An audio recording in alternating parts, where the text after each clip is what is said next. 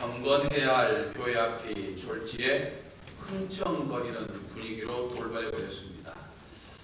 교회에서는 교회 앞에 술집이 망해 없어지기를 기도했습니다. 술집 주인도 교인들이 이 자신의 운영하는 술집이 망해 없어지기를 원한다는 기도를 듣고 마음이 언짢았습니다. 그러던 어느 날 그 술집에 원인을 알 수 없는 불이 나서 이 남은 것이 하나도 없을 정도로 전부 다 완전히 타버렸습니다. 그러자 술집 주인은 교회 때문에 불이 났다면서 이 교회를 고소했습니다. 술집 주인은 교회에서 자신의 가게가 없어지라고 기도했기 때문에 불이 났으니까 교회가 배상해줘야 한다, 이렇게 항변을 했습니다. 그러자 교회 대표로 나온 분이 아니 그게 말이나 되는 이야기입니까? 술집이 없어지게 해달라고 기도한다고 해서 정말로 불이 나서 없어지겠습니까? 이것은 말도 안 되는 이야기입니다. 그렇게 이야기를 했습니다. 고민을 하던 판사가 판결을 내렸습니다. 어떻게 내렸을까요? 술집 주인은 기도의 능력을 믿으니 천국 가서 하나님께 배상을 받으시고, 교인 대표는 기도의 능력을 믿지 않으니까 앞으로 술집 망하라고 기도하지 마십시오, 이렇게 이야기를 했다는 거예요. 여러분, 많은 그리스도인들은 기도하면서 정말 내 기도가 응답받을까, 이루어질까 의심하지요. 술집 주인보다 못한 믿음으로 사는 사람들이 있는 것들을 보게 되죠. 성도가 기도하지 못하는 것은 기도의 능력을 믿지 못하기 때문이죠. 신앙이 가진 큰 축복 중에 하나는 기도할 수 있다는 것입니다. 기도는 누구에게도 말할 수 없는 우리의 어떤 고민 문제, 우리 인생의 모든 문제들을 이길 수 있는, 극복할 수 있는 능력도 되지만 하나님의 은혜를 경험할 수 있는 축복이다라고 하는 것이죠. 믿으십니까? 네. 기뻐가는 이제 이 한 해가 다 넘어가고 이제 우리가 불과 이제 한 7일밖에 남지 않은 바로 이때, 한 해가 저물어가는 이때에 예수님의 오심을 기다리는 이 대림절에 정말 우리의 기도의 깊이도 더해가고 또 응답의 축복도 누리는 저와 그리고 여러분들이 되시기를 주님의 이름으로 간절히 축원합니다. 우리 서로 역사를 인사하겠습니다. 하나님은 당신의 기도를 통해 역사하십니다. 아멘. 오늘은 이제 대림절 넷째 주일이죠. 이틀이 지나면 예수님의 탄생을 기념하는 이제 성탄절, 예수님의 생일을 맞이하게 됩니다. 2018년 전 베들레헴의 한 마구간에서 온 인류를 구원하신 예수 그리스도가 태어난 것이죠. 이 마태복음과 누가복음을 보면 이 예수님이 탄생하기 바로 직전과 또 예수님이 탄생하시고 난 바로 직후가 정말 평범하지 않았고 떠들썩했다라고 하는 것을 알 수 있습니다. 성경을 보면 예수님의 탄생이 마리아와 요셉에게 미리 예고되었죠. 마리아는 예수님 요셉과 정혼을 하였지만은 아직 결혼을 하기 전이기 때문에 성령님께서 나타나셔서 이제 너가 성령으로 잉태하게 될 것이다 라고 하는 것을 예고하는 것을 받았습니다. 마리아의 정혼자였던 요셉은 그와 같은 사실을 알지 못했기 때문에 이제 결혼하기 전이었는데 이 마리아가 임신을 했으니까 이 마리아와 정혼을 깨고자 했던 거죠. 그러나 요셉에게도 예수님께서 성령으로 잉태되었다고 하는 것을 예고해 주자 이제 순종을 하게 되었죠. 또 예수님께서 탄생하신 날에는 들판에서 새벽 이슬을 맞으며 양들을 치던 목동들이 와서 경배하느라 떠들썩했습니다. 또 동방의 박사들이 멀리서 찾아와서 당시에도 진귀했던 황금과 유향과 몰약을 들여서 경배했기 때문에 예수님의 탄생은 이 베들레헴의 수많은 사람들의 주목을 받는 그런 상황이었던 것을 보게 됩니다.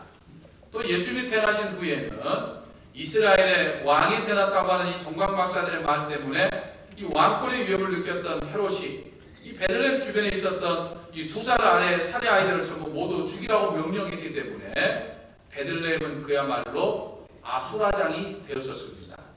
이렇듯 예수님의 탄생은 참 요란했다라고 하는 것을 우리는 생각해 볼 수 있죠. 그런데 사복음서를 보면 예수님의 탄생 직전과 예수님의 탄생 직후에 관련된 이야기는 이렇게 떠들썩했다고 하는 것을 이야기하고 있으면서도 유독 이 예수님의 청소년 시절에 대해서는 침묵하고 있는 것을 볼 수 있습니다. 그러다가 30세가 되어서 예수님의 공생애를 시작하신 무렵부터 다시금 이 예수님의 행적에 대해서 소개하고 있는 것을 볼 수 있습니다. 그래서 지난 2000년 동안 수많은 사람들은 예수님께서 탄생하신 후부터 이제 공생애가 시작되는 30세까지 도대체 예수님은 무엇을 하셨을까? 어떻게 사셨을까? 라고 하는 것에 대해서 궁금해하면서 이제 별의별 상상을 다 하고 했던 것이죠. 여러분, 예수님께서 이제 공생애를 시작하시기 전까지 무엇을 하면서 어떻게 사셨을까요? 혹시 그런 생각들을 해본 적은 없으셨는지요? 어떤 사람은 예수님께서 이 청소년 시절에 터키에 계셨다 이렇게 주장하는 사람도 있습니다. 또 전에 오는 이야기들에 의하면 예수님은 인도 왕자의 초대를 받아가지고 인도를 가기도 하셨고 또 티베트과 이집트를 방문하셔서 이제 그곳들에서 거행을 하기도 하고 단식도 하기도 하고 열반과 해탈을 경험하기도 하고 심리치료술들을 배우기도 하고 그래서 뭐 힌두나 불교의 교리를 접하고 돌아왔다 이렇게 이야기를 합니다. 그래서 우리나라 소설가 이 송기훈 씨라고 하는 분은 인도로 간 예수라고 하는 그 소설을 통해서 서방으로부터 한 성자가 인도에 왔다는 기록이 있는데 그것이 바로 청년 예수였다 이렇게 단정하기도 합니다. 이렇듯이 30세 이전까지 이 예수님의 행적에 대해서 지난 2000년 기독교 역사 동안 수많은 이야기들과 추측이 난무했던 것들을 보게 됩니다. 그런데 바울의 선교 동역자로서 이 누가복음을 기록된 누가는 장차 이러한 논란이 일어날 것을 예견이라도 했듯이 이 사복음서 중에서 이제 유일하게 그러나 단편적으로 이 예수님의 청소년기의 행적을 우리들에게 소개해주고 있는 것을 볼 수 있습니다. 헤롯의 학살을 피해서 이집트로 잠시 피난 갔던 아기 예수님의 가족은 헤롯이 죽자 곧바로 이스라엘로 돌아왔습니다. 그리고 갈릴리 지역에 있는 이 나사렛이라고 하는 작은 동네에서 이제 공생애를 나사렛이라고 하는 곳에서 이제 살면서 이제 공생애를 시작하기 30세 전까지 이제 그곳에서 살았던 것이죠. 그래서 예수님이 공생애를 시작하셨을 때 많은 사람들이 예수님을 가리켜서 했던 이야기가 있습니다. 뭐라고 이야기했습니까? 저 사람은 나사렛 촌사람이다. 이렇게 이야기를 했죠. 그러니까 예수님의 별명이 나사렛 촌사람이었다라고 하는 거죠. 그러니까 그 당시 나사렛 사람들은 이 예수님의 집안에 대해서도 또 예수님의 형제나 누이 등에서도 잘 알았다는 것이죠. 그것은 예수님께서 30세가 될 때까지 나사렛에서 살았다라고 하는 것을 우리들에게 증언하고 있는 거죠. 오늘 본문을 보면 이 나사렛에서 살던 예수님께서 이제 12살이 되었을 때 아버지 요셉과 어머니 마리아를 따라서 유월절을 지키기 위해서 예루살렘에 갔습니다.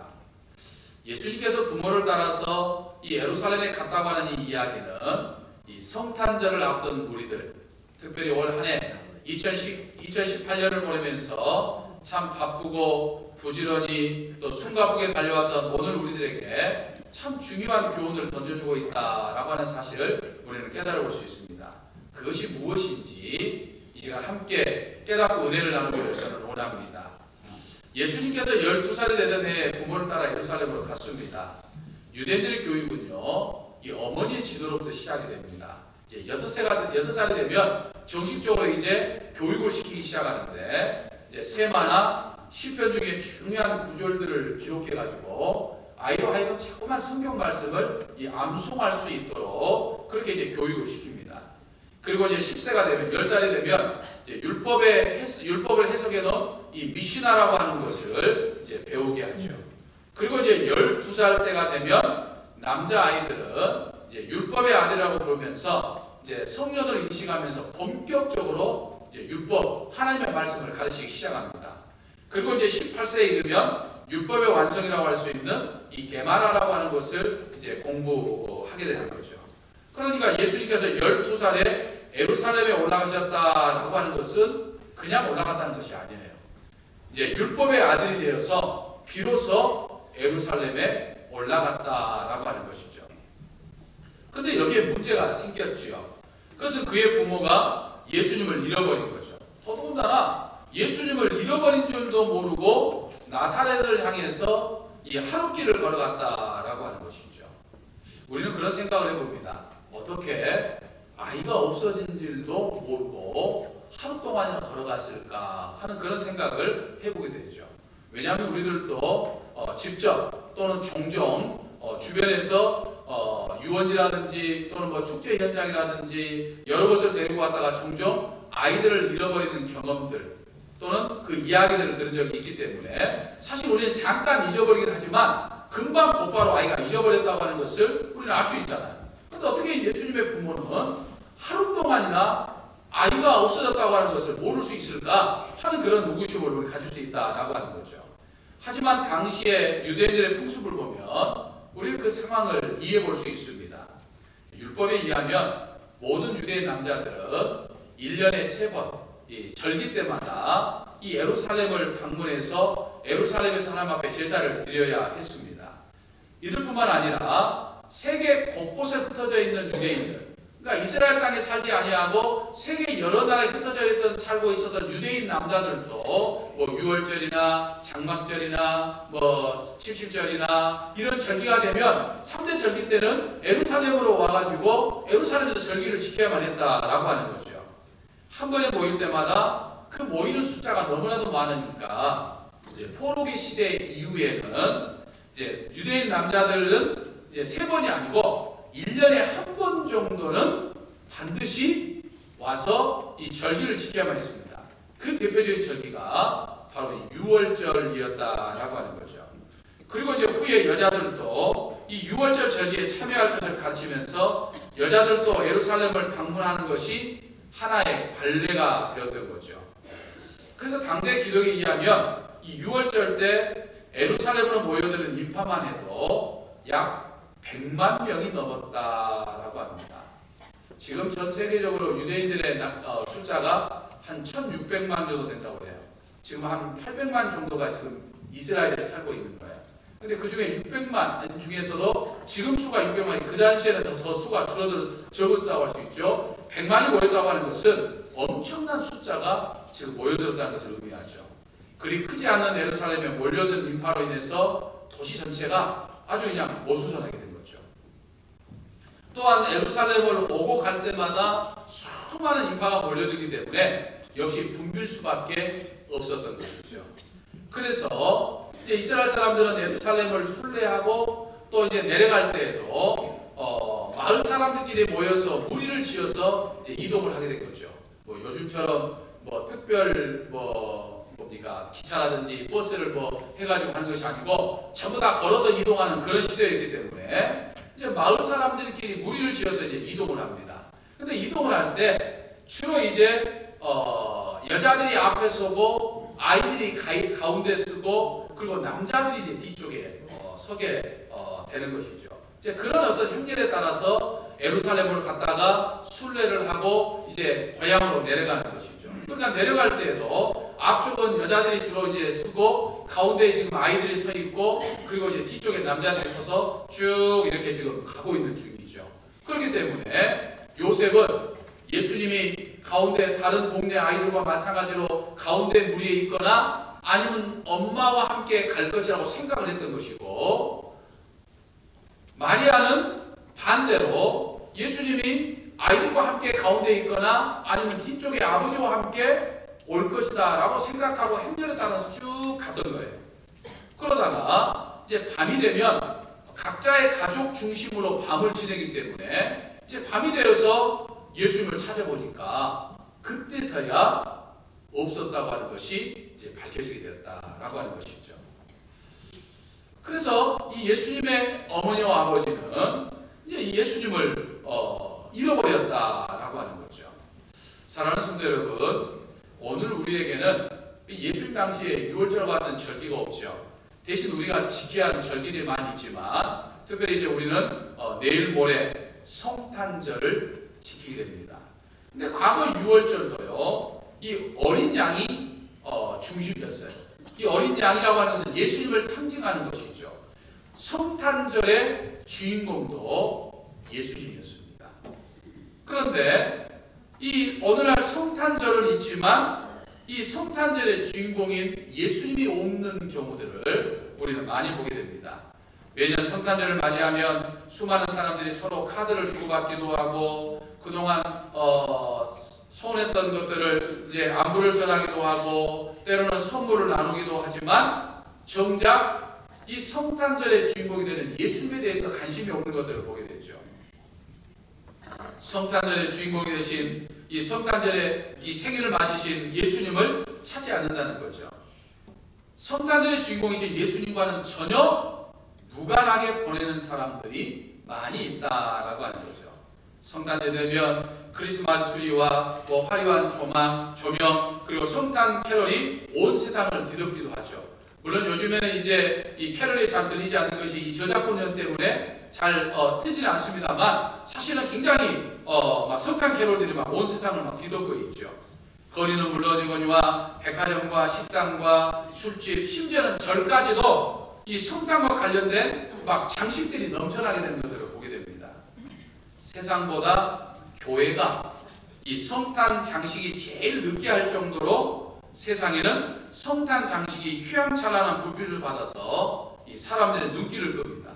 그런데 정작 그곳에는 성탄절의 주인공이신 예수님이 없다라고 하는 것이죠. 재미있는 것은 예수님이 태어나셨던 이 베들레헴, 지금 이스라엘의 베들레헴에도 이 점차 성탄절이 사라져가고 있다고 합니다. 그래서 이 베들레헴의 시장이 전 세계 그리스도인들을 향해서 이 베들레헴의 성탄절을 좀 구해달라 이렇게 호소할 지경에 이르렀다 이런 이야기가 있습니다. 여기 2000년 지난 후 지금 베들레헴은요 이 아랍 사람들이 전부 그곳을 차지해서 살고 있습니다. 그래서 베들레헴과 예루살렘에 있는 장벽으로 가려져 있기도 한다는 거예요. 물론 이제 성지 순례를 가는 분들이 이제 순례는 갈 수 있지만 사실은 대부분이 아랍 사람들이 살고 있는 거죠. 이슬람이 베들레헴을 장악한 후에 이제 그곳에 남아있던 이 그리스도인들이 매일매일 생명의 위협을 느껴가지고 한 사람씩 이제 그 베들레헴을 빠져나와서 이 그리스도인들을 찾기가 어렵다는 거죠. 그래서 이 성탄절의 분위기를 느낄 수가 없다라고 하는 거죠. 최근에 그곳을 들어갔던 한 외신 기자가 이 보낸 기사에 의하면 베들레헴에는 예수도, 평화를 뜻하는 샬롬도, 또 외국인 관광객을 환영하는 인사말인 웰컴도 없다. 이런 이야기가 전해집니다. 예수님이 탄생하신 이 베들레헴에 더 이상 예수님을 찾는 사람이 없는 거예요. 예수님을 잃어버리고 살아가고 있는 거죠. 성탄 잔식이 빛을 발하는 이 세상도 예수님이 탄생하신 베들레헴에도 성탄의 주인공인 예수님이 없다는 거예요. 아니, 한 걸음 더 나아가서 오늘날 우리 믿는 그리스도인들의 마음속에서조차 점차 성탄절의 주인공인 예수님이 사라져가고 있어요. 그래서 예배를 드리면서 예수님의 생일인 성탄절을 지키지 않는 교인들이 많아요. 그러니까 주일 예배를 드리는데 예수님의 생일인 성탄절날 이제 월요일로 말하면 내일 모레 25일 날 예수님의 생일을 맞아서 예배를 드리는 그리스도인들이 점점 줄어들어가고 있다라고 하는 사실이에요. 예수를 믿는 그리스도인들까지도 성탄절이 되면 가족과 함께 보내거나 무슨 휴일이나 축제 있는 것처럼 재밌거리를 찾아서 보낼 뿐 예수님을 찾지 않는다는 거예요.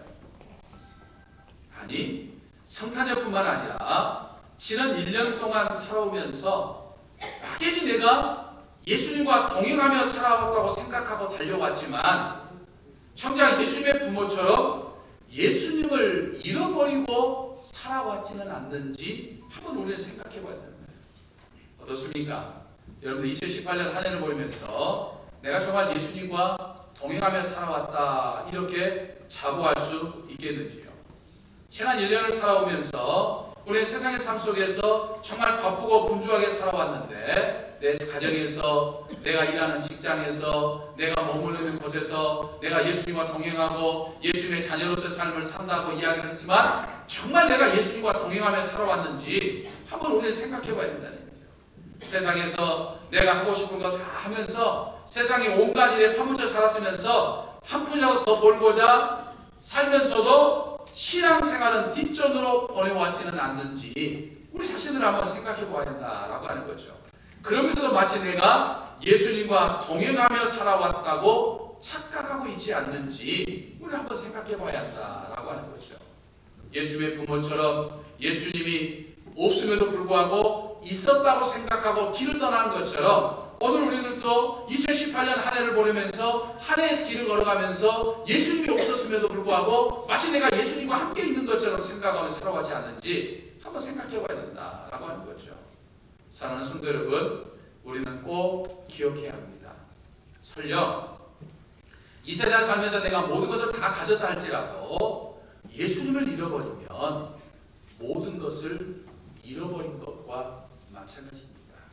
그러나 내가 이 세상에 살면서 내가 원하는 것들을 갖지 못했다 하더라도, 아니 세상의 모든 것을 다 잃어버렸다 하더라도 예수님을 정말 내가 마음속에 모시고 예수님을 가지고 있으면 우리는 전부 다 가진 것과 마찬가지다라고 하는 것이죠.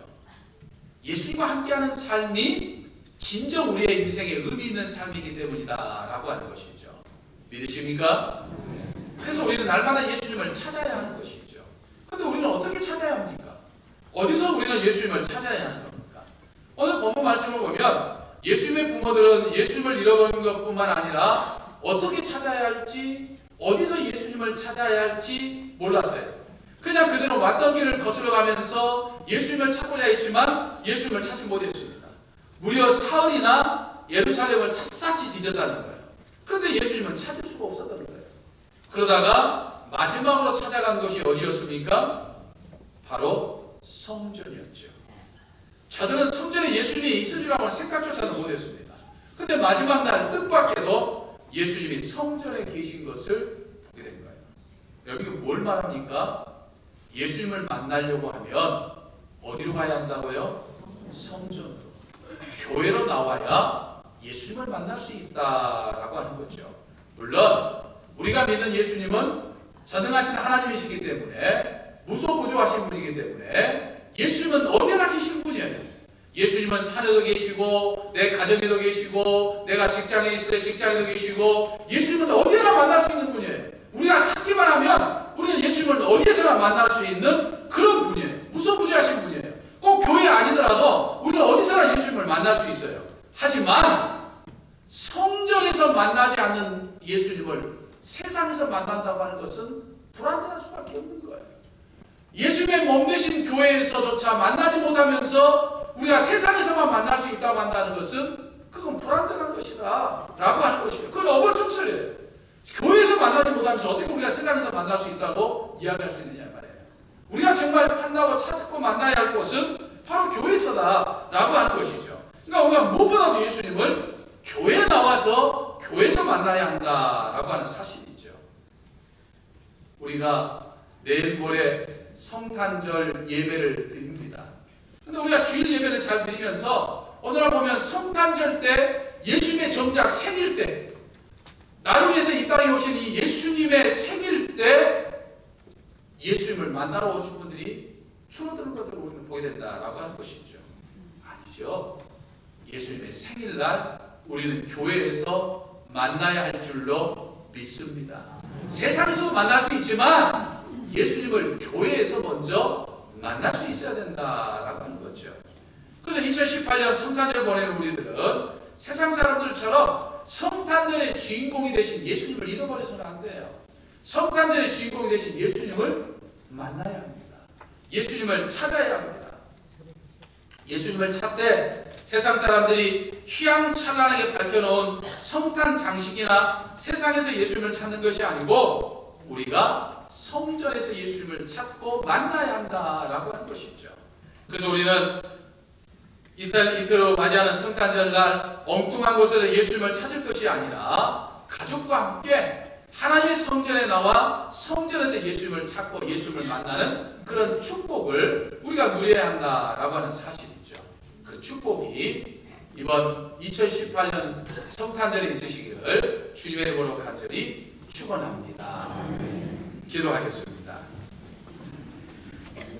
사랑의 아버지 하나님, 예수님이 주인공이 되어야 할 이 성탄절에 정작 예수님을 잃어버리고 사는 사람들이 참 많이 있음을 저희들은 보게 됩니다. 이럴 때 저희는 교회에서 아기 예수님을 만나고 아기 예수님을 경배할 수 있는 은혜와 은총이 있게 하여 주옵소서. 예수님의 부모들이 성전에서 예수님을 찾듯이 찾게 하시고 시므온과 안나 선지자가 성전에서 예수님을 만났듯이 저희도 예수님을 만나는 복된 성탄절이 되게 하여 주시옵소서. 믿사옵고 예수님의 이름으로 기도하옵나이다. 아멘.